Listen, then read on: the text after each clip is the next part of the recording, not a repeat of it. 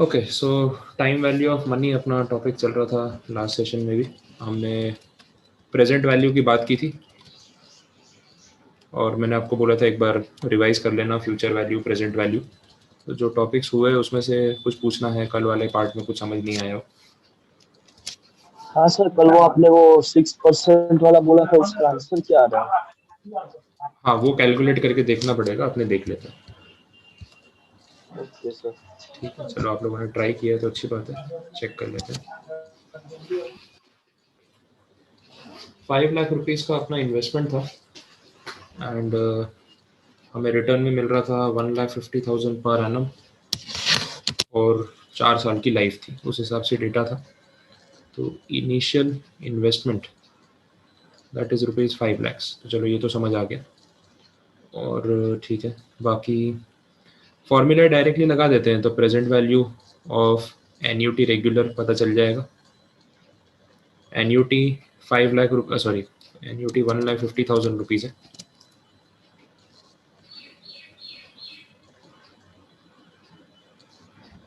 Bracket में 1+i मतलब 6% raise to n -1 divide by i और अगेन 1.06 रेज टू 4। इस तरीके का फॉर्मूला है। अब वैल्यू कैलकुलेट करके देख लेते हैं कितना आ रहा है। 1.06 स्क्वायर क्यूब 4th पावर, ये 150 तो रहेगा। इसकी वैल्यू आ रही है 1.26247, मतलब 25 एक बार ले लेता हूँ और नीचे भी सेम।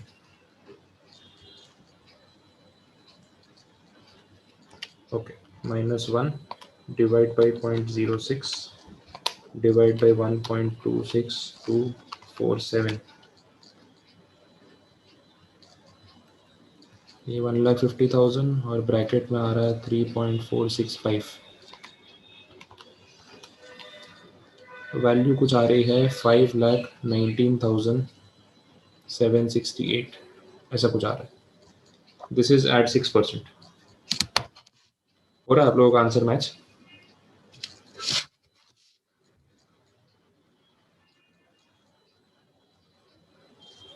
और उसके सामने इन्वेस्टमेंट है 5 लाख। सर मेरा तो 519,795 आ रहा है। हाँ, उतना चलेगा। 795 है ना, वो 20-30 रुपए का डिफरेंस तो इतने अमाउंट में ऑब्वियसली वो होने ही वाला है। बिकॉज जैसे मैंने यहाँ पे 2625 कर दिया और आपने फुल अमाउंट आया होगा वो लिया होगा, तो उससे वो थोड़ा बहुत डिफरेंस तो आने वाला है। 50-100 रुपए का भी डिफरेंस होगा इतने बड़े वैल्यू में तो इट इज़ ओके, वो प्रॉब्लम नहीं। ओके। हाँ, नियर अबाउट सेम है तो चलेगा। तो उस हिसाब से आंसर अप्रोक्सीमेटली 19,768, 780, 800, 750 उतने रेंज में चलेगा। ठीक है, तो ये मतलब अपने हाथ में इतना पैसा बच रहा है 6% ब्याज भरने के बाद। तो यही अगर 5 लाख का लोन मुझे 6% पे मिल रहा है तो मेरे लिए अच्छा है ये प्रोजेक्ट। बट यही 5 लाख का लोन अगर 10% पे मिल रहा है तो फिर तो नुकसान है। फिर तो बेटर है कि मैं इसमें इन्वेस्ट ना करूँ वैसे।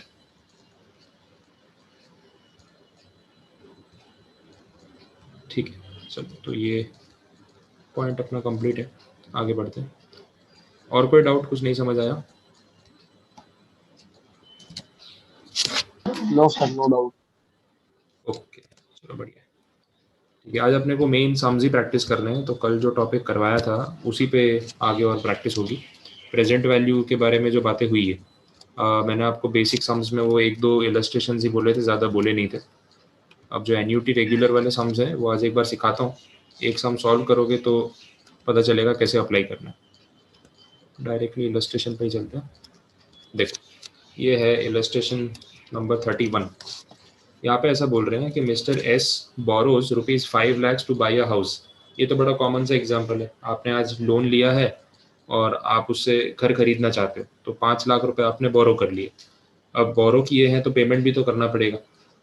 तो कंडीशन ये है कि वो इक्वल इंस्टॉलमेंट्स पे करेगा फॉर नेक्स्ट 20 ईयर्स और 10% इंटरेस्ट उसको पे करना पड़ेगा ऑन द आउटस्टैंडिंग बैलेंस। मतलब हर साल जो भी वो पेमेंट करेगा उसमें ये 5 लाख रुपए का एक हिस्सा वो चुकाएगा और उसके ऊपर ब्याज भी भरता जाएगा, वैसा है। तो अगर वो ये 5 लाख रुपए अगले 20 साल में इक्वल इंस्टॉलमेंट्स में चुकाना चाहता है और 10% ब्याज बैंक वाला बोल रहा है, तो उसका एक इंस्टॉलमेंट कितने का आएगा, ये क्वेश्चन है। अब ये तो अपने बैंक लोन लेते हैं तभी भी ये गिनती लगाते ही हैं, तो आपको ये चीज़ सीखने को मिल रही है कि इसको कैलकुलेट कैसे करना है। अब देखो मेन चीज़ वही है कि जो अमाउंट्स आपको दे रखे हैं, आपको ये समझना है कि ये प्रेजेंट वैल्यू दे रखी है या फ्यूचर वैल्यू दे रखा है।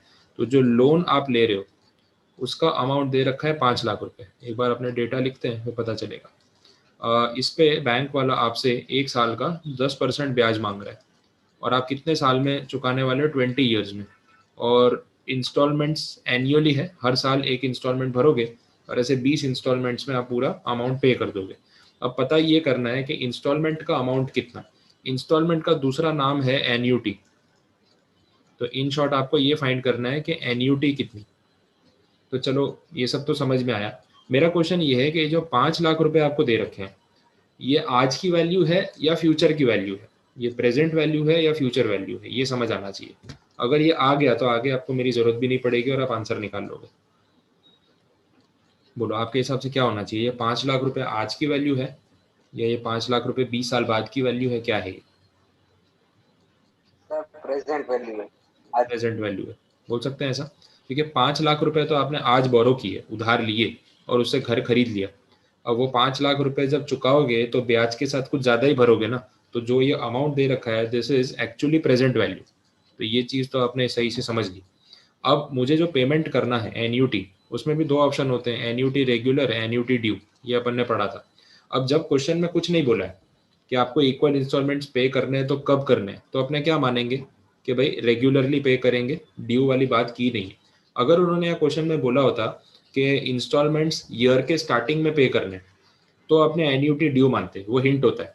लेकिन अगर ऐसा कुछ नहीं बोला है तो अपने एन्यूटी रेगुलर मानेंगे। मतलब अभी आज लोन लिया है तो इसका पहला इंस्टॉलमेंट 1 साल के बाद आएगा, मतलब ईयर के एंड पे आएगा। तो इन शॉर्ट ये जो 5 लाख रुपए हैं, this is your present value of annuity regular.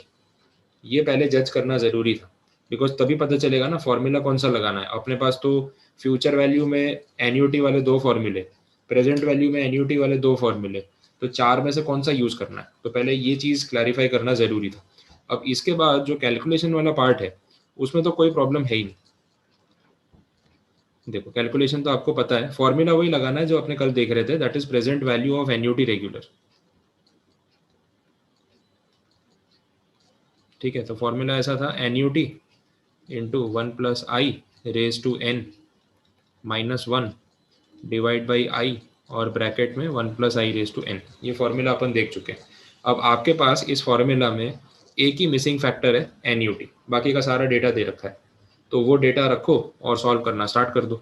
तो present value of annuity regular है आपके पास 5 लाख रुपए, वो दे रखी है। एन्यूटी का अमाउंट कितना होगा नहीं पता, बाकी का डेटा है 10% मतलब 1.1, पावर में एन में कितना आएगा 20, क्योंकि 20 ईयर्स की बात हो रही है, यहाँ लिखेंगे 20 -1, फिर आएगा 0.10, और फिर से आएगा 1.1⁻20। ये आपका पूरा ब्रैकेट कंप्लीट। अब हमें वही करना है, पहले ब्रैकेट को सॉल्व करना है, जो वैल्यू आएगी उसको क्रॉस मल्टीप्लाई करके सामने ले जाएंगे। अब पहले ब्रैकेट को सॉल्व कर लेते हैं, तो कैसे करना है बता देता हूँ। अब देखो 1.1⁻20 है, तो मैंने आपको ये स्टार्टिंग में तब बताया था कि कैलसी पे अपने फास्ट कैलकुलेशन कैसे कर सकते हैं। आप भी साथ साथ में भले सॉल्व कर लो। स्क्रीन पे ले लो 1.1, ठीक है, इनटू इक्वल टू, अब जो आपने किया वो आया 1.1 का स्क्वायर। स्क्रीन पे आपको अमाउंट दिखेगा 1.21, ठीक है, ये 1.21 स्क्वायर है। और ऊपर जो कैलसी में स्टेप नंबर होता है ना, वो स्टेप नंबर देखो आपको दिख रहा होगा, स्टेप नंबर 3, ठीक है। तो स्टेप नंबर 3 है, लेकिन पावर क्या है, पावर है 2। तो आपने अभी तक क्या किया, 1.1 लिया कैलसी पे और उसमें किया इनटू इक्वल टू, तो इससे आपको मिला 1.21। 1.21 एक्चुअली में स्क्वायर पावर है, लेकिन जो कैलसी का स्टेप नंबर आपको दिख रहा होगा वो स्टेप नंबर दिख रहा होगा 3, मतलब स्क्वायर पावर के लिए स्टेप नंबर 3। अब एक बार और इक्वल टू करो, तो ये आया होगा 1.331, तो इसका स्टेप नंबर क्या होगा 4। तो पावर 3 है बट स्टेप नंबर 4 है। एक बार और इक्वल टू करोगे तो ये आएगा 1.4641, पावर 4 स्टेप नंबर 5। तो ये आपको सीक्वेंस समझ में आ गया होगा। अब मुझे चाहिए पावर 20, तो स्टेप नंबर कौन सा होना चाहिए? 21। ठीक है, तो आप कैलसी पे ना इक्वल टू करते जाओ जब तक आपको ऊपर स्टेप नंबर 21 ना मिले, और थोड़ा ज़्यादा स्पीड में मत चले जाना, नहीं तो एक स्टेप आगे चले गए तो फिर वापस आना मुश्किल हो जाएगा। तो आराम से करो, इक्वल टू प्रेस करते जाओ और स्टेप नंबर 21 तक जाना है। ये मैं एक बार हटा देता हूँ, ज़रूरी नहीं है। ठीक, अब देखो स्टेप नंबर 21 तक अगर आप पहुंचे, 6.727 हाँ करेक्ट करेक्ट, 6.727499 ऐसा आ रहा है। तो 1.1 रेज टू 20 की जो कैलसी पे वैल्यू आ रही वो है 6.727499। अब आप इसको ना 4 डेसिमल्स पे राउंड ऑफ कर सकते हो। You can write it as 6.7275, it is okay, rounding off चलता है। अब अगर आपको ये वैल्यू मिल गई है तो आगे का कैलकुलेशन जो इस बॉक्स का है वो आराम से कर सकते हो। 1.1 रेज टू 20 की वैल्यू आपके पास आ गई, -1 वो भी आपने कर दिया, डिवाइड बाई 0.1 वो भी कर दिया, डिवाइड बाई वापस से वही फैक्टर है 6.7275। तो ये जो पूरा ब्रैकेट आ रहा है, ये जो बॉक्स आ रहा है, उसकी वैल्यू कुछ ऐसे दिखेगी, मैं यहाँ लिखता हूँ, therefore 5 lakhs equal to x, और ये ब्रैकेट में आएगा 8.5135 ऐसा कुछ। ठीक है, आप पूरा कैलकुलेट करके देख लो पूरा ब्रैकेट, उसकी ये वैल्यू आएगी। तो अपने क्या करेंगे, क्रॉस मल्टीप्लाई, एक्स को वहीं रहने दो, 5 लाख के नीचे ले जाओ 8.5135 और देख लो वैल्यू कितनी आ रही है।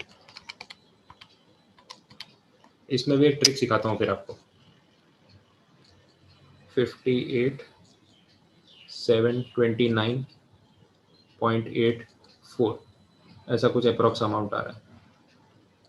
ऑप्शंस में वो लोग आपको उतना परेशान नहीं करेंगे कि एक एक पैसे का डिफरेंस दे, 84 आ रहा है कि 85, ऐसा नहीं होता है। वो ऑप्शन में जो वैल्यूज लिखेंगे वो उतने डिस्टेंस पे लिखेंगे कि आप नियरेस्ट वैल्यू रिलेट कर पाओगे और आंसर सही आएगा, इसलिए प्रॉब्लम नहीं है। 4 डेसिमल प्लेसेस लेने से आंसर की एक्यूरेसी सही आती है, तो उतना आपने ले सकते हैं और उतना ही लिया होगा। तो देख लो ये आंसर आपका आना चाहिए 58,729.84। So this is your annual instalment. ये जो अमाउंट आया है ये आपका एनुअल इंस्टॉलमेंट है, अगले 20 साल तक आपको ये अमाउंट पे करते रहना है, तो आपका पैसा इंटरेस्ट के साथ पे ऑफ हो जाएगा। And if you wish to calculate कि इसमें मेरा पूरा इंटरेस्ट कितना जा रहा है, तो आप सिंपल वे में गिनो इंटू 20। एक इंस्टॉलमेंट पता चल गया, इंटू 20 कर लो, देखो कितना अमाउंट आ रहा है, 11,75,000 के आसपास आ रहा है ना। आपने उधार कितना लिया था? 5 लाख। चुका कितना रहे हो? लगभग 12 लाख। तो 7 लाख रुपए ऊपर ब्याज है। तो जितने साल तक पैसा यूज करते रहोगे ब्याज भी तो लगता रहेगा ना हर साल, इसलिए तो लोन महंगा पड़ता है। समझ में आ रहा है? 5 लाख उठा के 12 लाख चुकाना पड़े तो डबल से भी ज़्यादा हो गया ना, लेकिन 20 साल पैसा यूज भी तो किया। तो उस हिसाब से लोन्स जो है वो कॉस्टली हो जाते हैं और हर कोई लोन नहीं लेता। उसका रीज़न ये है। आप ही सोचो 5 लाख का घर आपको 12 लाख का पड़ेगा, तो आप भी सोचोगे ना कि यार इतना पैसा उधार लेने से तो अच्छा है 2-4 साल पैसे बचा लेते हैं और उसके बाद उसी से खरीद लेंगे। तो एक ऑप्शन ये भी रहता है। तो ये कैलकुलेशन का तरीका हुआ। अब देखो ये इतना सारा जो मैंने आपको कैलकुलेट कराया, इसमें आपका पूरा फॉर्मूला आपको याद रखना पड़ा, फॉर्मूला लगाना पड़ा। अगर इससे बचना है तो इसका भी एक रास्ता है, फॉर्मूला भी नहीं लगाना पड़ेगा आपको। मैं वो रास्ता बताता हूँ जो ये इस टाइप के present value of annuity regular वाले सम्स में आपको काम आएगा। यहाँ तक तो हो चुका है। नेक्स्ट उस पर इसी चीज़ को अपन दूसरे तरीके से सॉल्व करते हैं। शॉर्टकट है आपके लिए, क्योंकि एमसीक्यू है तो आप कैसे भी आंसर निकालो, फर्क नहीं पड़ता। और जो मैं आपको ट्रिक बता रहा हूँ वो जेन्यून ट्रिक है, कोई ऐसा तुक्का या ऐसे नहीं कि जुगाड़ लगा दिया, उसका लॉजिकल रीजन है कि ऐसा आंसर कैसे आ रहा है, तो वो भी मैं आपको रिलेट करा देता हूँ। देखो इसका अपने प्रेजेंटेशन चेंज करते हैं। जैसे अभी जो सम था उसमें मैंने क्या बोला आपको कि भाई 5 लाख रुपए आपने आज लोन लिया है, तो ये आपका present value of annuity regular था, और आपका जो एन्यूटी का अमाउंट था वो आ रहा था 58,729.84 ऐसा कुछ। अब मैं आपको पहले इसकी शॉर्ट ट्रिक बता देता हूँ कि करना कैसे, फिर बाद में उसका रीज़न भी समझाता हूँ कि ये कैसे आया। जो अपन ने ये पूरा ब्रैकेट गिना था, मुझे वापस वो स्क्रीन लेने दो, थोड़ा ध्यान देना इस पर। ये जो पूरा पार्ट है जिसको अपन ने इतना वैल्यूज़ लगा लगा के कैलकुलेट किया और फाइनली अपने को वैल्यू मिली ये 8.5135। ये जो है ना, इसके लिए एक टर्म यूज़ करते हैं, इसको बोलते हैं जीटी फैक्टर, और इसका एक और नाम भी है, इसको बोलते हैं PVIFA, present value interest factor of annuity. तो पीवीफा बोलते हैं present value interest factor annuity, ऐसा करके बोला जाता है। तो ये जो है ना 8.5135, ये आप कैलसी पे निकाल सकते हो बिना फॉर्मूला यूज किए, ऐसे सम्स में। तो एक टाइप बता रहा हूँ, तो आप सीधा सीधा आंसर आपका आ जाएगा और काम हो जाएगा। देखो मैं बताता हूँ कैलसी पे आपको करना क्या है, वो स्टेप्स एक बार आप यूज करो जो मैं बोल रहा हूँ, और देखो 8.5135 के आसपास वैल्यू आ रही है, अप्रोक्सीमेटली आ जाएगी। आपको कैलसी पे लेना है 1 डिवाइड बाई 1.1, ठीक है, और एक बार करना है इक्वल टू, तो आया 0.9090, ऐसा कुछ आ रहा है। तो ये 1.1 क्यों किया, क्योंकि रेट 10% है Yes, sir. क्वेश्चन में, ठीक है। अगर रेट 15% होता तो 1.15 करते, 6% होता तो 1.06 करते, ऐसा। तो ये रीजन है। अभी एक बार इक्वल टू किया ना, इसको अभी स्क्रीन को चेंज मत करना, आपको टोटल 20 टाइम्स इक्वल टू करना है, क्योंकि 20 ईयर्स का डेटा है। एक बार कर दिया ना, और 19 टाइम्स करना है। अच्छा आप देख लो, अभी जो आपकी स्क्रीन पे दिख रहा होगा 0.9090, जो एक बार इक्वल टू करके आया, आपकी स्क्रीन पे स्टेप नंबर 3 दिख रहा होगा, 2 का गैप है। स्टेप नंबर कितना आ रहा है, 3। तो आपका एक बार इक्वल टू करने पे स्टेप नंबर 3 आया है। तो अगर आप 20 टाइम्स इक्वल टू करोगे तो स्टेप नंबर कौन सा आएगा, 22। तो आप इक्वल टू करते जाओ टिल स्टेप नंबर 22 और उस पर रुक जाना। मैं भी साथ साथ में कर रहा हूँ। 0.1486 ऐसा कुछ लास्ट नंबर आएगा आपका, ठीक है। ये आने के बाद आपको एक बटन देखना है आपके कैलसी पे है या नहीं, जीटी, जीटी करके एक बटन है, कुछ कैलसी में नहीं भी होता है। अगर है तो अच्छी बात है, नहीं है तो फिर मैं उसका दूसरा रास्ता बताता हूँ। जीटी बटन प्रेस करना होता है, मतलब अभी आपकी स्क्रीन पे जितने भी नंबर आए थे ना इक्वल टू करते करते, वो सब प्लस हो जाएंगे एक दूसरे के साथ। तो जीटी प्रेस करने से आपको यहाँ पे अमाउंट मिल जाएगा 8.5135 वाला, एग्जैक्टली आ रहा है, जैसे मेरे कैलसी में है तो आ रहा है। अब किसी के पास अगर जीटी वाला कैलसी नहीं है तो दो ऑप्शन है उसके पास। पहला सस्ता ऑप्शन ये है कि नया कैलसी ले लो, सबसे बेस्ट ऑप्शन तो वही है। नहीं तो दूसरा जो रास्ता है उसमें आपको थोड़ा सा बोरिंग लगेगा। दूसरा रास्ता मैं बता देता हूँ क्या है, वो देख लो। वापस से ले लो कैलसी पे, 1 डिवाइड बाई 1.1 इक्वल टू, आया 0.9090। अब क्योंकि आपके कैलसी में जीटी नहीं है तो आपको एम प्लस का यूज करना पड़ेगा। एम प्लस तो सब में होता है, जीटी सब में नहीं होता है, ठीक है। तो एम प्लस करोगे ना तो आपका ये 0.9090 मेमोरी में सेव हो जाएगा। तो वो आपको करना पड़ेगा, क्योंकि आपके पास डायरेक्ट टोटल करने का बटन है नहीं, तो आपको 20 बार एम प्लस कर करके ऐड करना पड़ेगा। तो ये थोड़ा सा टाइम कंज्यूमिंग है। तो बेटर वही है कि एग्जाम पर्पज के लिए अपने कैलसी वो ले जिसमें जीटी बटन हो। तो मैं आपको टैली करवा देता हूँ कि करना कैसे है, फिर आप करके देख लेना, आंसर आ जाएगा। 0.9090 आया है, एम प्लस दबाओ तो मेमोरी में सेव हो गया। फिर वापस से इक्वल टू दबाओ तो 0.8264 आया, फिर से एम प्लस दबाओ, वो भी मेमोरी में सेव हो गया। तो ऐसे आपको 20 बार करना पड़ेगा स्टेप नंबर 22 तक। वो करते जाओ, ट्राई करना है तो कर लो, कोई प्रॉब्लम नहीं, मैं भी साथ साथ में कर लेता हूँ।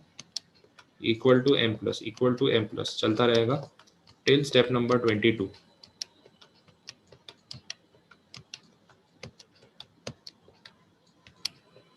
ठीक है, अभी भी स्क्रीन पर लास्ट में वही आया होगा 0.1486 वाला फैक्टर, और आपने 20-20 में एम प्लस किया है हर बार। अब टोटल वैल्यू चाहिए अपने को तो जीटी वाली, तो उसके लिए अब एमआरसी दबाना पड़ेगा, मेमोरी रिकॉल एमआरसी, वो आपके कैलसी पे होगा। लास्ट में एमआरसी दबाओ, एमआरसी दबाते ही 8.5135 फैक्टर आ जाएगा। अगर आ गया तो सही है। तो या तो जीटी वाला कैलसी ले लो या फिर ये एम प्लस करो, तो दोनों में से कुछ भी करो, बात एक ही। बोलो पता चला। तो हमने पता है क्या किया, ये पूरा जो ब्रैकेट है इसको शॉर्ट में सॉल्व कर लिया, ये वाले को, विदाउट यूजिंग द फॉर्मूला। अब हमें फॉर्मूला याद नहीं भी हो तो इतनी परेशानी होगी नहीं इस पर्टिकुलर सम में। और कोई सम में हो सकता है फॉर्मूला के बिना सॉल्व ना भी हो, तो अपने फॉर्मूला को टोटली इग्नोर नहीं कर सकते। अब मैंने किया क्या, ये जो आपसे अभी गिनवाया, ये एक्चुअली क्या किया हमने, अब उसका लॉजिक समझ लो। रीजन भी समझना ज़रूरी है ताकि रट्टा मारने वाला काम नहीं हो जाए। देखो, हमने एक्चुअली में इसको डिस्काउंटिंग किया, एक मैं आपको प्रेजेंटेशन थोड़ा करके बता देता हूँ, उससे पता चलेगा हम क्या कर रहे हैं। उल्टा जाते हैं, अपने ईयर वाइज चलते हैं। ईयर 1 2 3 4 5 6 ऐसे करके 20 तक। मैं सारा नहीं लिख रहा हूँ, ऐसे कर देता हूँ। अच्छा, हमारा एनयूटी का जो अमाउंट है वो तो सेम ही रहने वाला है, जैसे अपन ने तो आंसर निकाला हुआ है 58,729, ये सेम रहेगा हर साल। ईएमआई तो उतना ही भरते हैं हर साल, वो चेंज नहीं होता है, एंड तक सेम ही रहने वाला है। अब मैं क्या कर रहा हूँ, इसको डिस्काउंटिंग कर रहा हूँ। ठीक है, डिस्काउंटिंग करने के लिए एक टर्म यूज करता हूँ, प्रेजेंट वैल्यू इंटरेस्ट फैक्टर। और डिस्काउंटिंग का रेट कितना है अपना, 10% पर एनम, जो लोन का रेट है। इससे पता चला मुझे कि 10% लेना है। अब मैं यहाँ पे क्या कर रहा हूँ, अगर मैं इन सारे अमाउंट्स को डिस्काउंट करता जाऊँ 10% पर एनम के हिसाब से, तो उसकी जो प्रेजेंट वैल्यू आएगी वो 5 लाख रुपए आएगी, ऐसा बोल सकता हूँ। ये सारे ईएमआई अगर मैं डिस्काउंट करता जाऊँ तो प्रेजेंट वैल्यू कितनी आएगी, 5 लाख। ऊपर लिखी हुई है present value of annuity regular, तो आंसर तो वही आने वाला है। मैं आपको टैली करवा रहा हूँ। अब देखो, इसको हम डिस्काउंटिंग करेंगे अगर 10% से, तो मैंने आपको कल जो फॉर्मूला करवाया था ना, आप याद करो, मैंने ऐसे समझाया भी था कि प्रेजेंट वैल्यू निकालने का जो फॉर्मूला है वो ऐसा कुछ है, ए डिवाइड बाई 1+i⁻n। तो जितने साल से डिस्काउंट करना है आप उस हिसाब से कर सकते हो। तो 58,729 जो पहले साल का आपका ये ईएमआई है, इसको जब मैं डिस्काउंट करूंगा 1 साल से, तो मैं ऐसे लिखूंगा। ऐसा मैंने प्रेजेंटेशन भी किया था। फिर मैंने आपको एक चीज़ बोली थी कि मैं इसको ऐसे भी लिख सकता हूँ, 58,729 इंटू 1 डिवाइड बाई 1.1। याद है मैंने ऐसा कुछ लिखा था, सेम प्रेजेंटेशन है, कोई फ़र्क तो है नहीं। अब ये जो 1 डिवाइड बाई 1.1 है, सिर्फ ये जो ब्रैकेट है उसकी वैल्यू आप निकालो कितनी आ रही है। ये आएगी 0.9090 रिकरिंग। 1 डिवाइड बाई 1.1 कैलसी पे कर लो, सिंपली आपको पता चल जाएगा कि वैल्यू कितनी है। उस वैल्यू को बोलते हैं प्रेजेंट वैल्यू इंटरेस्ट फैक्टर। अब ये क्या होता है प्रेजेंट वैल्यू इंटरेस्ट फैक्टर, सीधी भाषा में बोलता हूँ, 1 साल बाद जो 1 रुपया होगा, ध्यान से समझना, 1 साल बाद जो 1 रुपया होगा उसकी आज की वैल्यू 0.9090 रुपीज है। ठीक है, कितने ब्याज पे, 10% पे। इसका मतलब अगर आज मैं बैंक में 0.9090 रुपी अगर इन्वेस्ट कर देता हूँ, तो 1 साल में 10% ब्याज के साथ मुझे 1 रुपया मिलेगा। और टैली करना है तो आराम से कर लो, कैलसी पे ले लो 0.9090, सिर्फ 4 डेसिमल ही लेना, यही 0.9090 कैलसी पे ले लो आप। ठीक है, ये आपने आज बैंक में रख दिया, बैंक ने आपको कितना रिटर्न देना है 1 साल में, 10%। तो इस पर प्लस करो 10% इंटरेस्ट करके देखो कितना आ रहा है। आ रहा है 1 रुपये के आसपास, 0.9999 ऐसा कुछ आगे, तो टैली हो गया। तो ये है प्रेजेंट वैल्यू किसकी, 1 रुपये की। कितने साल बाद की 1 रुपये की, 1 साल बाद की 1 रुपये की। तो ये आपके लिए कुछ नया था। अच्छा, अब ऐसे ही हमें 2 साल बाद के 1 रुपये की प्रेजेंट वैल्यू ढूंढनी है, तो कैसे ढूंढेंगे वो भी समझा देता हूँ। ये सेम ही कैलकुलेशन रहेगा, बस यहाँ पे स्क्वायर हो जाएगा, यहाँ पे भी स्क्वायर हो जाएगा। तो ये वैल्यू चेंज होके आ जाएगी 0.8264। आप कैलकुलेट करो, 1 डिवाइड बाई 1.1 दो बार इक्वल टू, क्योंकि 2 साल से डिस्काउंट करना है ना, 2 बार इक्वल टू आ रहा है फैक्टर 0.8264। ठीक है, ये 8264 क्या है पता है, ये प्रेजेंट वैल्यू है। किस चीज़ की प्रेजेंट वैल्यू है, 2 साल बाद जो 1 रुपया होगा उसकी आज की वैल्यू ये। तो अगर मैं आज बैंक में 0.8264 रुपये इन्वेस्ट कर दूं और हर साल मुझे 10% ब्याज अगले 2 साल तक मिलता रहे, तो वो 1 रुपया बन जाएगा।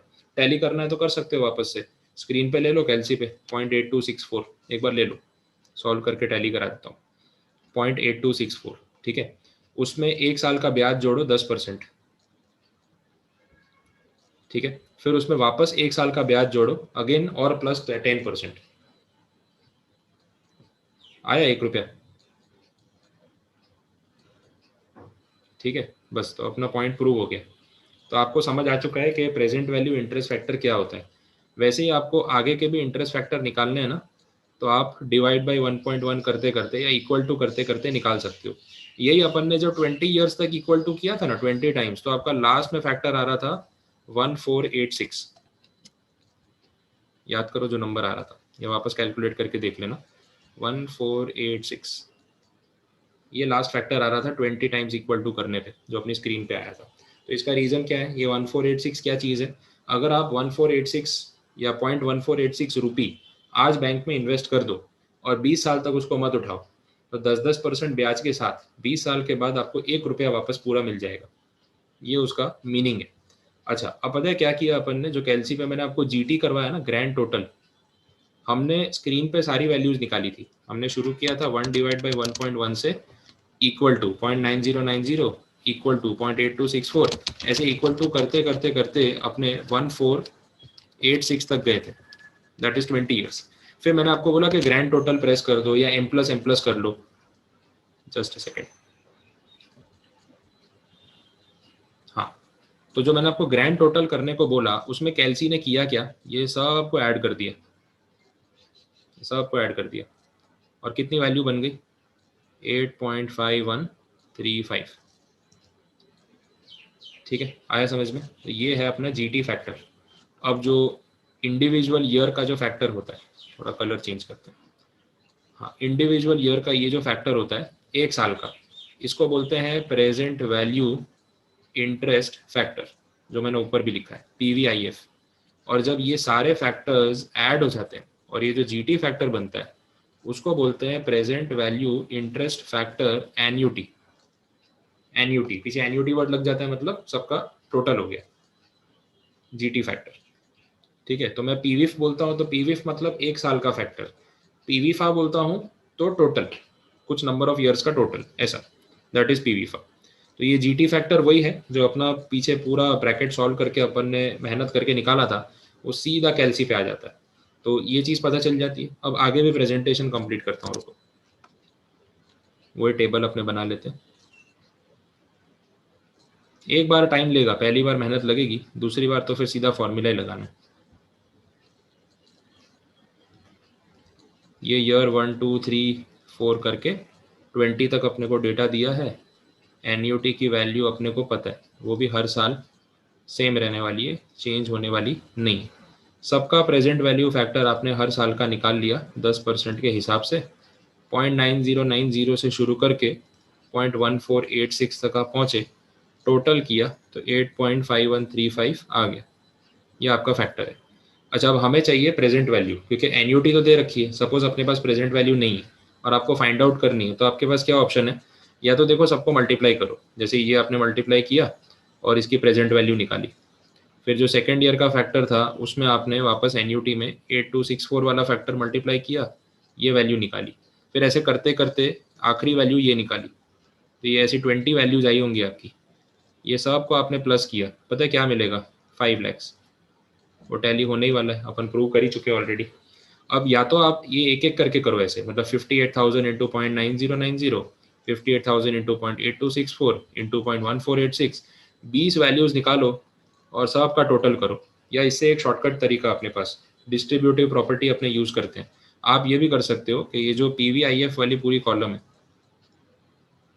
ये वाली, इन सब का टोटल कर दो, ये रहा, और सीधा एक वैल्यू से मल्टीप्लाई कर दो, आंसर एक ही आएगा ना, है ना? तो ये मैथ्स में अपने जो डिस्ट्रीब्यूटिव लॉ पढ़ते थे कि एक एक को मल्टीप्लाई कर करके ऐड करो, या सबको ऐड करके एक से मल्टीप्लाई कर दो, आंसर एक ही आता है, ये हमें पता है। तो वो सेम चीज़ अपने यहाँ पे यूज़ कर लो।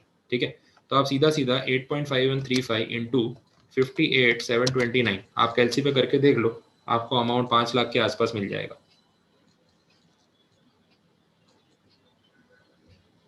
ठीक है, आप टैली कर लो, देखो आ रहा है कि नहीं।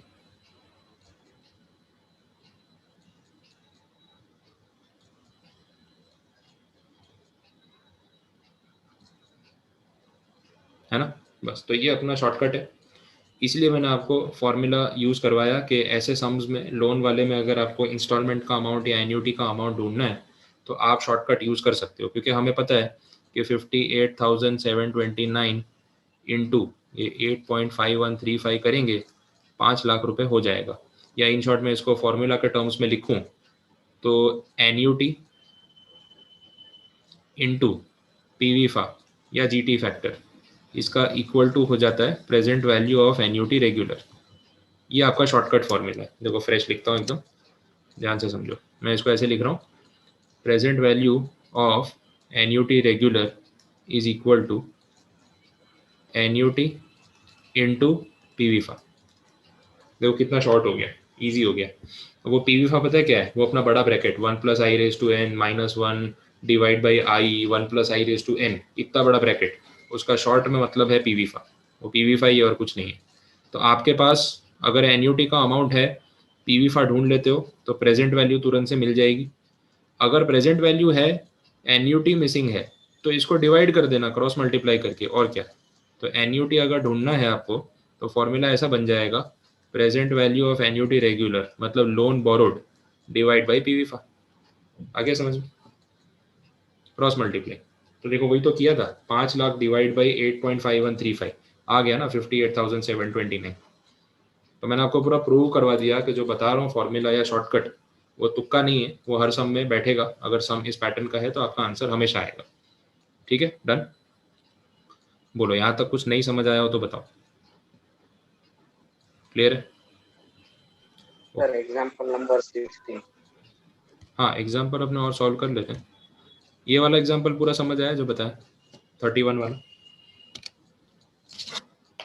ओके, तो पहले टॉपिक के कंप्लीट कर लेते हैं, फिर मैं बीच में। कौन सा 16 वाला बोल रहे हो? हाँ सर, उसमें थोड़ा हाँ, वो अपने ना ये टॉपिक के बाद में लेते हैं, नहीं तो मिक्सअप हो जाएगा। पहले मुझे प्रेजेंट वैल्यू वाले करवा लेने दो, क्योंकि 16 वाला पिछले टॉपिक का होगा, वो मिक्सअप नहीं करते। अच्छा, ये एग्जाम्पल नंबर 32 है, ये आप ट्राई करोगे एक बार अभी? पहले डेटा देख लेते हैं क्या है, अगर आपसे हो सकता है तो मैं आपको ही देता हूँ। 5,000 rupees is paid every year for 10 years to pay off a loan. तो ये 5,000 रुपये क्या है, ये प्रेजेंट वैल्यू है या ये एन्यूटी है? पहले मुझे ये बता दो, 5,000 रुपये ईएमआई का अमाउंट है या 5,000 रुपये लोन का अमाउंट है? लोन का अमाउंट है। 5,000 का लोन लिया हुआ है या 5,000 रुपये का हफ्ता भर रहे हो? EMI। ईएमआई। 5,000 रुपये का आपका ईएमआई या एन्यूटी है, क्योंकि आप EMI। ये क्लियर लिखा है, it is paid for every year for next 10 years। तो आप 10 साल तक लोन भर रहे हो और हर साल 5,000 रुपये दे रहे हो। ठीक है, और इंटरेस्ट रेट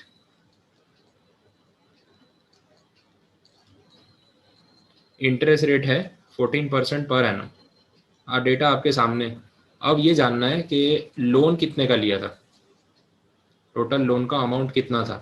तो यहाँ पे आपको एन्यूटी दे रखा है, ड्यूरेशन दे रखा है, रेट दे रखा है, और एन्यूटी रेगुलर है क्योंकि और कुछ स्पेसिफिक बोला नहीं है।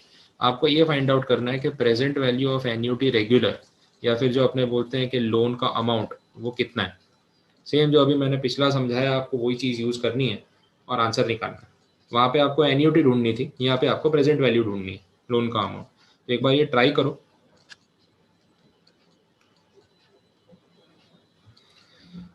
जस्ट अ सेकेंड, शायद डिस्कनेक्ट हुआ है।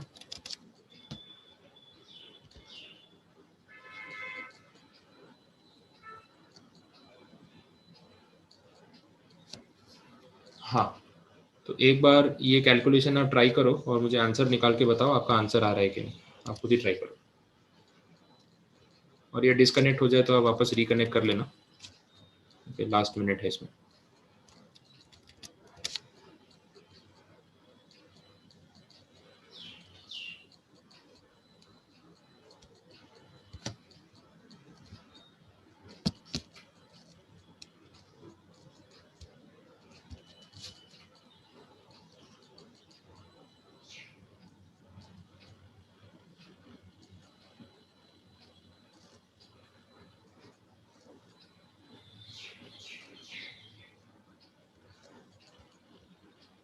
बोलो, हो गया कंप्लीट?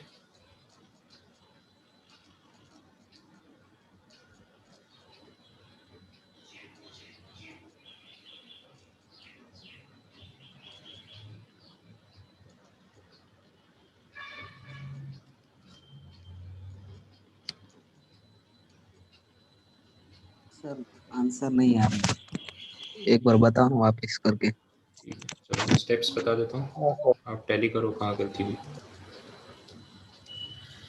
फॉर्मूला तो आपके सामने है। जैसे हमें ढूंढना क्या है वो आपको दिख रहा है।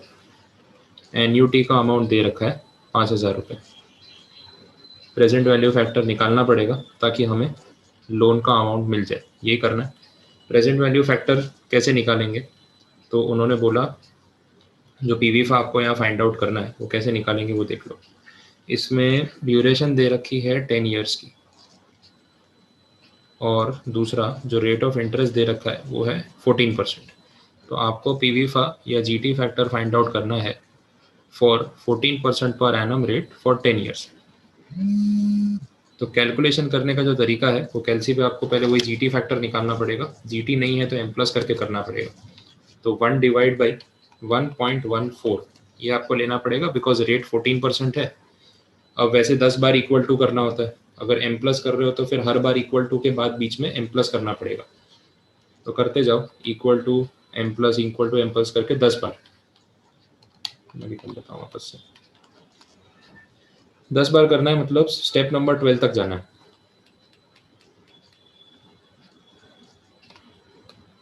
और फिर एम प्लस कर रहे हो तो लास्ट में एमआरसी दबाना मत भूलना, तो मिलेगा पीवीफा। कितना फैक्टर आ रहा है, 5.2161 ऐसा कुछ आना चाहिए। अगर आप एम प्लस से कर रहे हो तो मैं एम प्लस से बताता हूँ। 1 डिवाइड बाई 1.14, एक बार इक्वल टू किया, फैक्टर क्या आया, 0.8771 आया। मेरे साथ साथ कर लो। फिर उस पर करो एम प्लस, फिर करो इक्वल टू, तो 0.769 ऐसा कुछ आ रहा है। यस। फिर से वापस एम प्लस, फिर से इक्वल टू, फिर से एम प्लस, ऐसे चलता रहेगा। स्टेप नंबर 12 तक जाना है।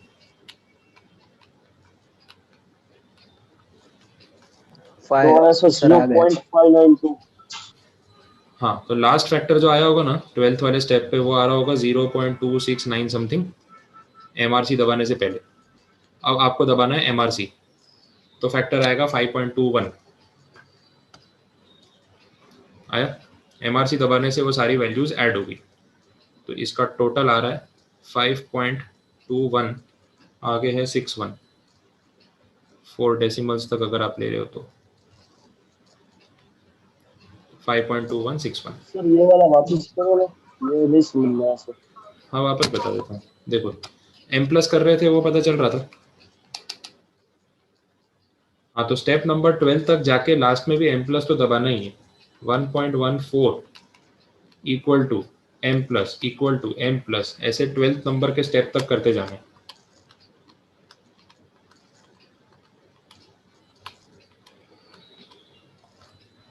लास्ट में जब स्क्रीन पे 0.2697 आया होगा, उसमें भी आपको एम प्लस तो उसके बाद दबाना ही, वो नंबर भी तो ऐड करना है। उसके बाद एमआरसी, मेमोरी रिकॉल, प्रेस करो एमआरसी, आया 5.21।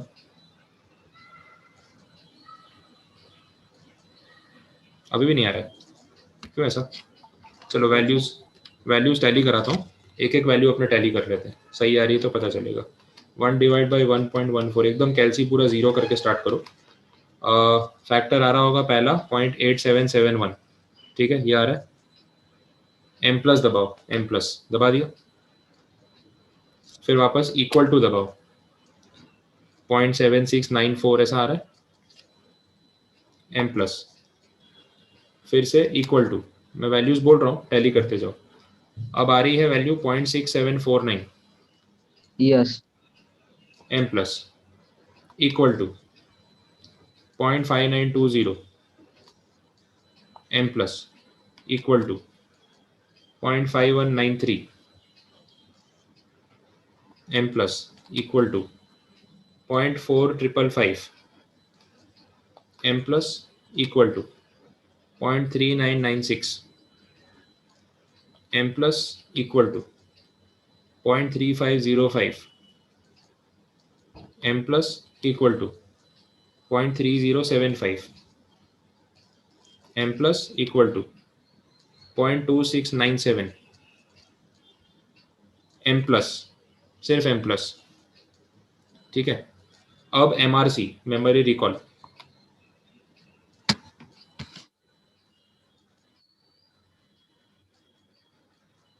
यस सर आ रहा है 5.216। 5.2161। अब देखो जो जीटी वाला कैलसी होता है, जीटी वाले कैलसी में आपको ये बीच में बार बार एम प्लस नहीं करना पड़ता, सीधा इक्वल टू करते जाओ, वो 12th स्टेप तक, और फिर सीधा जीटी दबा दो तो ये सब अपने आप ऐड हो जाते हैं, वो फर्क होता है। तो जीटी वाला कैलसी आपका टाइम भी बचाएगा, नंबर ऑफ स्टेप्स आधे कर देगा, तो थोड़ा कंफ्यूजन कम होगा। तो बेटर है कि आप कैलसी वो वाला ले लेना अगर नहीं है तो ये आपका जीटी फैक्टर आ गया या पीवीफा आ चुका है।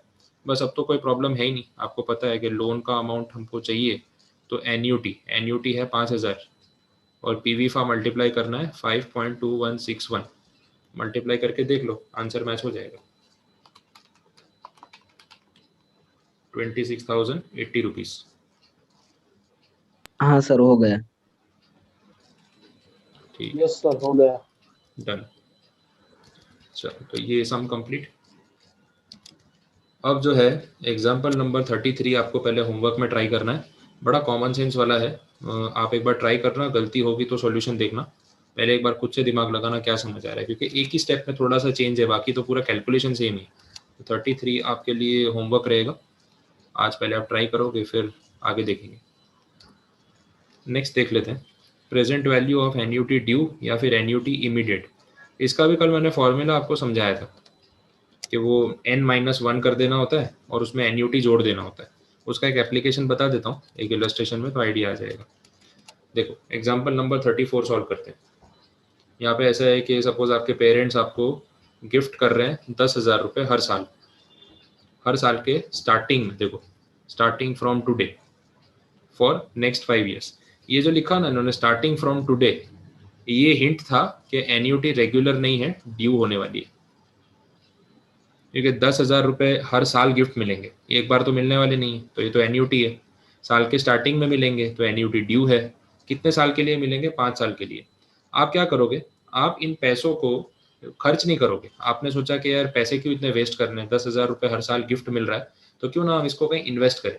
तो आप क्या करते हो, जैसे ही आपके पेरेंट्स आपको 10,000 रुपीज़ साल के शुरुआत में पहले दिन पे देते हैं, आप उसको बैंक में जाके एफडी करवा देते हो, और बैंक वाला आपको इंटरेस्ट देता है 10% एक साल का। तो ये इंटरेस्ट रेट भी अवेलेबल है। अब ये पता करना है हमें कि जो 10,000 रुपये आपको हर साल मिले, उसकी आज की वैल्यू क्या है, प्रेजेंट वैल्यू, तो कैसे कैलकुलेट करें। अब कल जो मैंने समझाया था एग्जैक्टली ये वही चीज़ है। मैं आपको एक बार लिख के टेबल बता देता हूँ, फिर अपने फॉर्मूला से सॉल्व करेंगे, लेंदी कैलकुलेशन करना नहीं। देखो ईयर वाइज अगर अपने चल रहे हैं,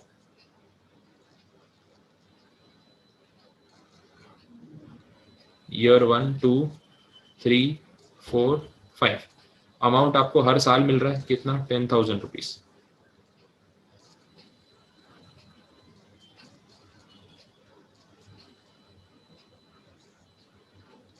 तो टोटल आपको मिल रहा है 50,000 रुपये अगले 5 साल में, और ये ईयर के स्टार्टिंग में मिल रहा है।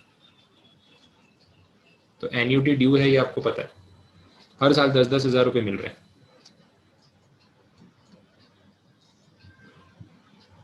ठीक है, आगे देख लेते हैं। अब रेट ऑफ इंटरेस्ट कितना बोला है,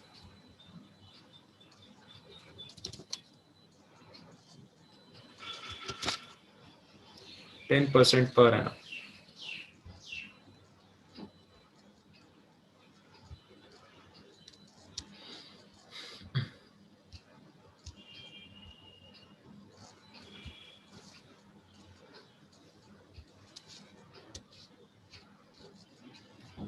है विजिबल स्क्रीन आपको या नहीं?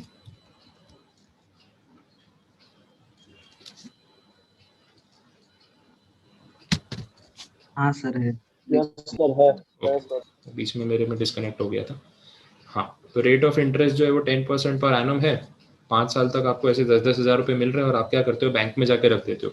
अब आपसे यहाँ सवाल ये पूछा जा रहा है कि इन पैसों की प्रेजेंट वैल्यू क्या होगी, प्रेजेंट वैल्यू फाइंड आउट करने को बोल रहे हैं। एंड ऑब्वियसली कहीं ना कहीं डिफरेंस तो होगा, क्योंकि आज जैसे आपको ये 10,000 रुपये मिले, तो इसकी आज की वैल्यू कितनी है, तो आप बोलोगे सर आज के 10,000 की वैल्यू तो आज 10,000 ही होगी, तो भाई समझ में आता है।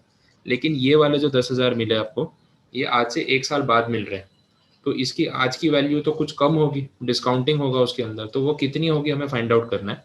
ये वाले 10,000 2 साल बाद मिलने वाले, तो इसकी आज की वैल्यू कितनी होगी वो फाइंड आउट करना है। तो ऐसे करके हमें कैलकुलेशन करना है।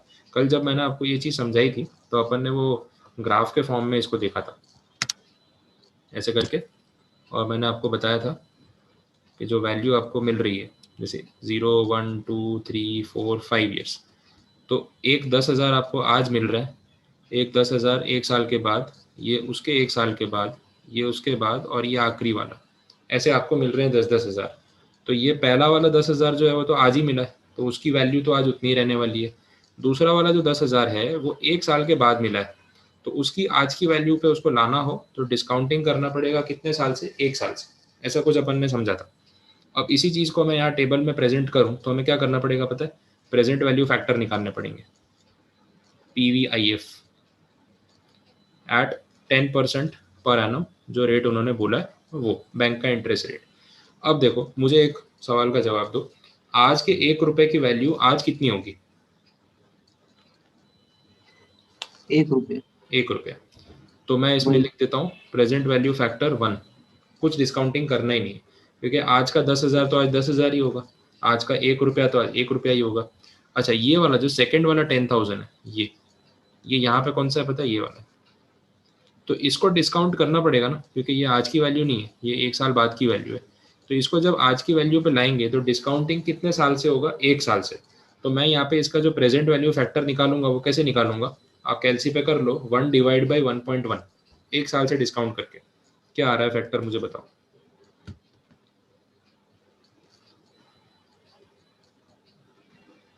0.90। 9090, ठीक है। तो ये आ गया डिस्काउंटिंग फैक्टर। अच्छा, फिर इसका ये 2 साल से डिस्काउंट होगा, एक बार और इक्वल टू कर दो, फैक्टर डायरेक्टली आ जाएगा 0.8264। फिर एक बार और इक्वल टू कर दो 7513, एक बार और इक्वल टू कर दो 0.6830। ये सारे फैक्टर आ जाएंगे। ये आपको प्रेजेंट वैल्यू बता रहे हैं और कुछ नहीं। अब अगर आपको चाहिए कि भाई टोटल प्रेजेंट वैल्यू अपने को पता चले कि ये जो 50,000 है इसकी टोटल प्रेजेंट वैल्यू कितनी है, तो आपको क्या करना पड़ेगा? ये 10,000 को इनसे मल्टीप्लाई करना पड़ेगा और जो आंसर आएगा उन सबको प्लस करते जाओ, तो फाइनली प्रेजेंट वैल्यू मिल जाएगी। ये एक तरीका है। दूसरा तरीका ये है कि आप ये फैक्टर्स को ऐड कर लो और एक बार 10,000 से मल्टीप्लाई कर दो तो भी चलेगा। अब देखो, फैक्टर्स को ऐड करना है तो आप ये स्क्रीन पे जो फैक्टर लिखे हैं उसको मैन्युअली भी ऐड कर सकते हो। तो आपको क्या करना पड़ेगा? 0.9090 प्लस 0.8264 प्लस 0.7513 प्लस 0.6830 प्लस, चारों को ऐड करो, कितना आ रहा है? 3.1697, ऐसा कुछ आना चाहिए। ये चार का टोटल आ रहा है 3.1697। यस। और ये 1 भी तो ऐड करना बाकी है, तो वो भी ऐड कर दो, +1, तो टोटल हो जाएगा 4.1697। ठीक है, तो ये आपका टोटल GT फैक्टर आ गया। अब आप इसको सीधा 10,000 से मल्टीप्लाई कर सकते हो, तो ये वैल्यू डायरेक्टली मिल जाएगी 41697, ये डायरेक्ट वैल्यू आ गई। ठीक है, तो ये पता है क्या है? जो आपको 5 साल में 10-10 हज़ार करके 50,000 मिला, ये उसकी आज की वैल्यू है, द प्रेजेंट वैल्यू। तो अगर आप अपने पेरेंट्स को बोलते हैं कि 10-10 हज़ार आप हर साल दोगे, एक काम करो ना, 50,000 एक साथ ही दे दो, तो वो फिर आपको 50,000 नहीं देते, वो आपको 41,697 रुपीज़ देते, क्योंकि ब्याज के साथ वो 50,000 हो ही जाते। ऐसा हो गया। ठीक है, ये कैलकुलेशन है। अब इस चीज़ को अगर फॉर्मूला से गिना जाए तो कैसे होगा वो भी बताता हूँ, और उसको शॉर्टकट में कैसे गिनना है वो भी बताता हूँ। अगर यही सेम चीज़ हम फॉर्मूला से गिने तो उसको ऐसे प्रेजेंट करेंगे।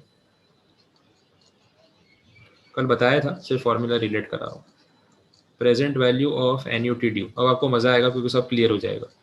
मैंने फॉर्मूला ऐसा लिखा था, annuity into 1 + i raise to n - 1 divide by i into 1 + i raise to n - 1। ठीक है, फॉर्मूला सही है, यही अपन ने बात की थी। और इसमें प्लस किया था मैंने वापस से लास्ट में एक एन्यूटी में भी, आपको ये ध्यान आ रहा होगा, ऐसा कल अपन ने पढ़ा था। अब एक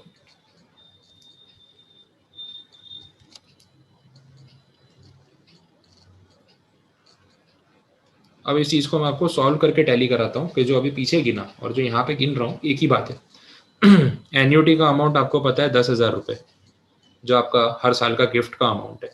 अब ये जो ब्रैकेट है इसमें आप ये सब वैल्यूज रख सकते हो, 10% रेट, 5 ईयर्स था ना, तो 5 - 1 4 हो जाएगा। ये पूरा गिन के देख लो, ये आएगा 3.1697। मैं गारंटी बोल सकता हूँ बिना कैलकुलेट किए, आप देख लो। पता है 3.1697 कौन सा? ये वाला, यही आने वाला है। आपको वैल्यू रख के देखनी तो देख लेना, अभी सिर्फ समझ लो कि ऐसा होगा, फिर भले आप घर पे जब वापस अभी रिवीजन करोगे ना तो खुद सॉल्व करके देखना आ रहा है कि नहीं, मैं आपको गारंटी बता सकता हूँ। अब जैसे ही आपने ये किया 10,000 इंटू ये होने वाला है। अच्छा, प्लस एन्यूटी भी तो कर रहे हो, प्लस एन्यूटी पता है क्या है? 10,000 रुपये। तो इसको जब मल्टीप्लाई करोगे तो आपको मिलेगा 31,697 प्लस 10,000। अच्छा, ये प्लस 10,000 कौन से है पता है? अब तो समझ में आ भी रहा होगा, ये फर्स्ट ईयर वाले, ये 10,000, ये यहाँ 10,000 ही तो होगा। आ रहा है समझ में? तो एकदम डिटेल में बता रहा हूँ कि कैसे आ रहा है प्रूफ के साथ। तो ये जो 4 साल का डेटा है, इसका टोटल आपका आएगा 31,697, और ये ऊपर का 10,000 फर्स्ट ईयर का, जिसमें डिस्काउंटिंग होता नहीं, इसलिए अलग से लिखते हैं। तो ऐसे करके आपका यहाँ पे ये फाइनल टोटल बन जाएगा 41,697। बोलो, आया समझ में? तो ये है पूरा एन्यूटी ड्यू की स्कीम। अब जब शांति से अकेले खुद बैठ के वापस पढ़ोगे, एक एक चीज़ को रिलेट करोगे ना, तो आपको क्लियर होने लग जाएगा कि हाँ ऐसा ही है और लॉजिकल है। तो कोई चीज़ रट्टा मारने की ज़रूरत नहीं। अगर आपको हर तरफ से गिनना आता है तो कोई कैसा भी समाज है, आप कहीं ना कहीं से उसको गिन के सही आंसर निकाल के ही निकलोगे, क्योंकि लॉजिक पता है। तो फॉर्मूला कभी भी रट्टा मत मारो, कोशिश करो कि वो फॉर्मूला आया कैसे वो पता चल जाए। अगर वो समझ में आ गया तो आपको रटने की ज़रूरत ही नहीं पड़ेगी। देखो, इन्होंने भी प्रेजेंटेशन वैसे ही किया है, 2 पार्ट्स में। ये वाला पार्ट देखो, ये वो 4 साल का है, सेकंड, थर्ड, फोर्थ और 5th ईयर का, जिसका अपना आंसर आ रहा था ये। देखो, इनका भी वही आ रहा है, 1-2 रुपए का फर्क तो आना ही। और ये वाला 10,000 वो जो फर्स्ट ईयर का 10,000 था। देखो, आया प्रेजेंटेशन समझ में? ठीक है, तो ये पूरी स्कीम है प्रेजेंट वैल्यू की। तो इसके साथ आपका ये प्रेजेंट वैल्यू का कैलकुलेशन मैंने पूरा बता दिया। अब इसमें जो आगे टॉपिक्स है ना, जैसे सिंकिंग फंड बोला है, इसमें यही कंसेप्ट को वो यूज़ कर रहे हैं, लेकिन स्टोरी अलग बना रहे हैं। बाकी फॉर्मूला और कंसेप्ट वही होने वाले, बट वो सारा आज के आज नहीं करेंगे, नहीं तो आपको हैवी पड़ेगा। सिंकिंग फंड का एक सम दिया हुआ है, ये लीजिंग करके एक टॉपिक है, उसका एक सम है, कैपिटल एक्सपेंडिचर है, ये सब कुछ आपको आता है। इसमें अब मुझे आपको कोई नए फॉर्मूला नहीं सिखाने, बट वो फॉर्मूला को कौन सी प्रैक्टिकल सिचुएशन में यूज़ कर सकते हैं, बस वो सिखाना है, ऐसा है। तो फॉर्मूला पक्का हो जाए ना, टेंशन खत्म। सब में यही है, वैल्यूएशन और बॉन्ड, ये वो। ये सिर्फ उन्होंने एक एक एग्जाम्पल डाला है आपको थोड़ा सा परेशान करने के लिए, क्योंकि ये सब चीज़ें आप आगे इंटर में और फाइनल लेवल पे सीखते हो जब उसके कंसेप्ट आते हैं, तो अभी उतना डिटेल में जाता नहीं है। परपेचुअल वाला भी समझा दूंगा, वो भी ठीक है। ये थोड़ा ज़्यादा स्ट्रेच कर दिया एक्चुअली, ये सब टॉपिक यहाँ नहीं डालने चाहिए। जो ये एक्सरसाइज वाला पार्ट है वो आप देख लो। शेयरिंग चल रहा है, जस्ट एक मिनट।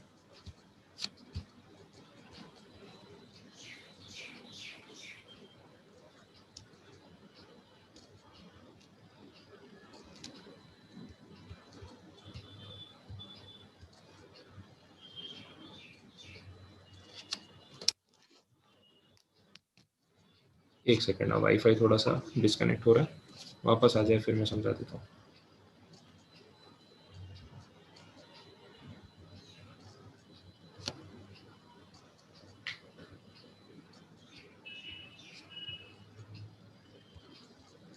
ओके, अब विजिबल है स्क्रीन पे?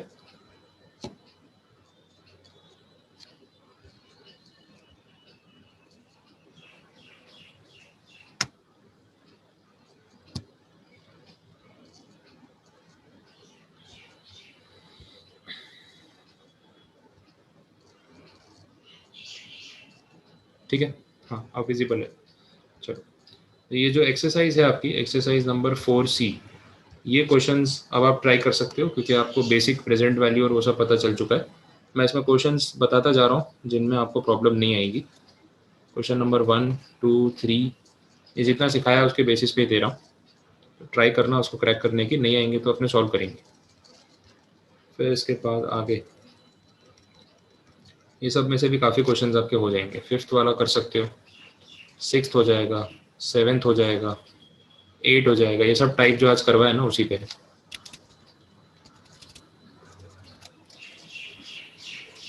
9th।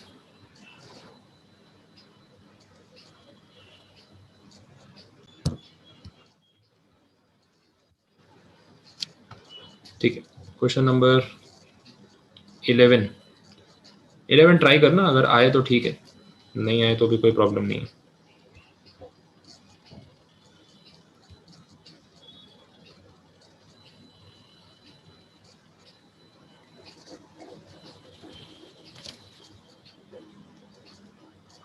बाकी के भी हो जाएंगे 12 एंड 13।